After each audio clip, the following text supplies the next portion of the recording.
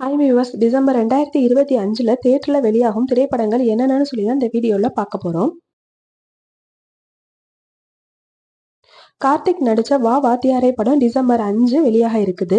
நந்திமுரி பாலகிருஷ்ணா நடித்த அகண்டா 2 படம் டிசம்பர் 5 வந்துட்டு வெளியாக இருக்குது. பிரதீப் ரங்கநாதன் நடித்த லவ் இன்சூரன்ஸ் கம்பெனி டிசம்பர் 18 வெளியாக இருக்குது. அருண் விஜய் நடித்த ரெட்டத்தல டிசம்பர் 18 வெளியாக இருக்குது.